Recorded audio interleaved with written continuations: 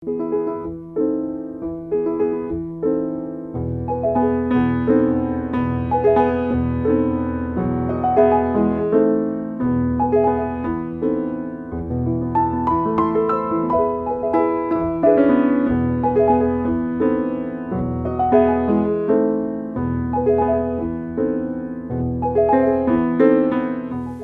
rayonu Azərbaycanın cənub-şərq hissəsində, Kür çayının Xəzər dənizinə töküldüyü ərazidə, qədim karvan yolunun üstündə Kür Araz ovalığının şərqində yerləşir.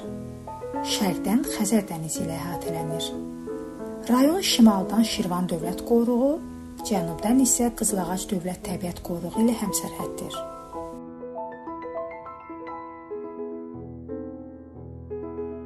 Rayon ərazisinin səthi düzənlikdir.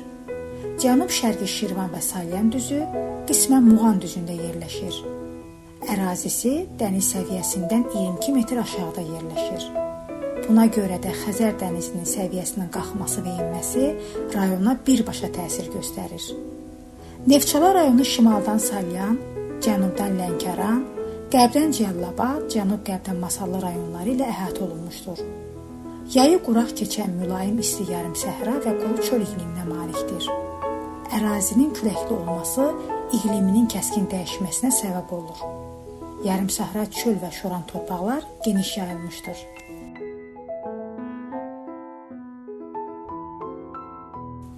Neftçalanın adı burada zəngin neft və qaz yataqlarının olması ilə bağlıdır.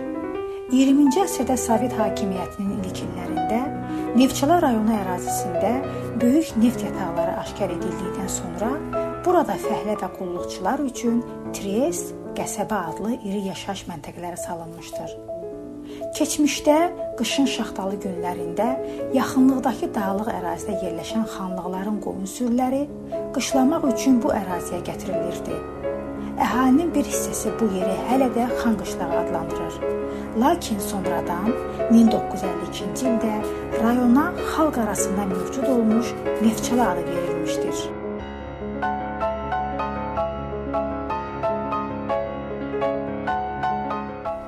Rayonda əsasən nərə cinsli balıqların artırılması ilə məşğul olan Xıllı Nərə balıq artırma zavodunda bir il ərzində 15 milyon ədəd balıq körpəsi ərsəyə gətirilir. Hazırda 4 nərə cinsli balıq yetişdirilir. Bunlar bölgə, şip, uzunburun və nərə növləridir. Zavodda 150-200 qramdan başlamış 10 kiloqrama qədər çəkisi olan balıq yetişdirilir. Balıqlar Kür çayından sudurulducu quruqlar vasitəsilə əldə olunan sularda yetişdirilir. 2003-cü ildə fəaliyyətə başlayan zavoddan ilk dəfə 2004-cü ildə dənizə balıq buraxılıb. 2016-cı ilə qədər Xəzər dənizinə 50 milyondan artıq nərə cinsli balıq körpələri buraxılıb.